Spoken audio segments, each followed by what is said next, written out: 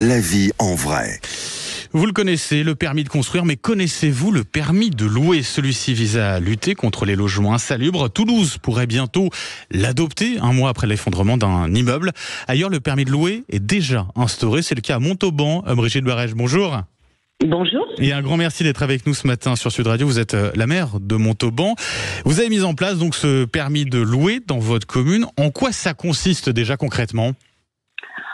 Nous l'avons mis en place en 2018, au moment où la première loi est sortie. Ça fait donc 6 ans, mais on a vraiment amélioré les choses en 2021, quand la nouvelle loi nous a permis de regrouper dans les mêmes services à la fois on a créé un groupe de lutte contre l'habitat indigne qui comprend à la fois de la police municipale, des agents assermentés de l'insalubrité, le CCAS, et on a même des corollaires avec la CAF, la Caisse d'allocation familiale. Donc l'idée, c'est que chaque fois qu'un propriétaire bailleur veut louer son appartement, eh bien, il nous demande une autorisation. On l'instruit assez rapidement. Il y a des visites qui sont faites par nos inspecteurs de salubrité, voire même par la police municipale. Le but, c'est de traquer à la fois tous les sujets. Qu'est-ce qu'ils vont vérifier en particulier à ce moment-là ? La sécurité de l'immeuble, les conformités par rapport, si vous voulez, à la loi Carrez, des preuves d'hygiène, de salubrité. Enfin, on a tout regroupé dans un même travail qui a permis quand même de faire vraiment évoluer les choses. Le but au départ, c'était de lutter contre les marchands de sommeil, pour le logement indigne, indécent. Et puis, on l'a limite, en plus, on a vu tout l'intérêt de prolonger cela de façon un peu plus large. Ça permet à la fois... Alors tout d'abord, on a fait ça dans un périmètre assez restreint, c'est le centre-ville historique. Vous savez, il y a beaucoup de vieux bâtiments insalubres. Et puis petit à petit, on a étendu ce périmètre. Bon, aujourd'hui, on est loin de couvrir toute la ville. Mais l'intérêt, c'est de sécuriser les locataires, d'abord, pour être sûr qu'ils ont un appartement conforme. Mais en même temps, on s'est aperçu qu'on a pu éviter des drames, notamment des immeubles qui menaçaient de s'effondrer parce qu'il y avait des grosses fissures. Et donc, ça veut dire que les travaux ont été effectués grâce justement à ce permis de louer. Exactement, à peu près on couvre à peu près 8000 logements et je rassure d'ailleurs les bailleurs parce que au fond sur 8000 on a eu 70 refus et en sachant qu'en plus on peut demander une dérogation et qu'en parallèle derrière on a tout un tas de dispositifs pour accompagner les bailleurs dans la réhabilitation de leur logement. Vous voyez, il y a des divers dispositifs, je vais pas y rentrer. Mais sincèrement, je ne regrette pas parce que je vous dis au départ, on a pu d'ailleurs faire condamner les marchands de sommeil par le tribunal correctionnel parce que vraiment c'était scandaleux la façon dont ils ont tassé des gens dans des logements totalement indécents. Nous avons un partenariat avec la CAF qui, quand on signale les choses, en plus, arrête les allocations familiales, enfin l'APL.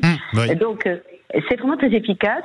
Et je vois que d'ailleurs, depuis qu'on l'a mis en place, depuis maintenant plus de 6 ans, et depuis 2021 qu'on a amélioré les choses, parce qu'avant, si vous voulez, c'était un peu disséminé. Les pouvoirs de police du maire, vous savez, ils sont nombreux. Il y a la sécurité, il y a l'insalubrité, il y a l'hygiène. Tout cela a été regroupé en 2021 par une direction unique qui regroupe le CCAS, l'habitat, la police municipale, l'hygiène et la sécurité, les inspecteurs de salubrité. Et c'est très efficace parce que on va très vite, vous voyez, dès qu'on reçoit une demande d'autorisation, immédiatement il y a une visite des locaux et très rapidement un rapport parce que je veux pas non plus retarder le marché locatif. On l'a bien vu avec l'agence immobilière. Et puis une fois qu'on a... L'idée c'est d'aller vite tout en maintenant ces contrôles, quoi.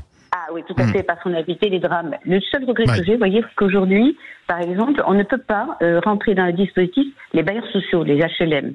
Et on a eu très récemment un cas en centre-ville d'un immeuble qui s'est à moitié effondré et qui appartenait à un bailleur social. Donc là, par contre, on n'est pas dans la loi, il faut qu'ils acceptent de rentrer dans le dispositif, mais je pense que même chez eux, il faut qu'on travaille. Donc pour vous, il faut étendre ce dispositif-là, notamment pour permettre d'avoir un regard justement sur les bailleurs sociaux, quoi. Oui, certains, oui, parce que malgré tout, ils sont comme les autres, ils n'ont pas toujours les moyens de réhabiliter les choses. Et là, on a eu, en l'occurrence, c'était une cage d'escalier qui s'est effondrée. Bon, fort heureusement, il n'y a pas eu de mort, mais il y a eu des l'été dernier, c'est ça ? C'est ça, c'était l'été dernier. Donc, là, ils n'étaient pas dans le périmètre parce qu'ils sont exclus, normalement, il y a une dérogation. Mais je veux dire que je crois que tout le monde est concerné et qu'il ne faut pas qu'il y ait de... C'est le seul point, si vous voulez, qu'on pourrait améliorer encore. Ouais, en tout cas, voilà, ce double objectif déjà, lutter contre les marchands de sommeil, c'est déjà bien avancé pour vous. Et puis justement, permettre aussi de protéger les immeubles, le bâti très clairement. Brigitte Barège, un grand merci d'avoir été avec nous ce matin sur Sud Radio pour ces explications et parler donc de ce permis de louer. Je rappelle, vous êtes la maire de Montauban. Merci à vous et bonne journée. Merci à vous. Au revoir.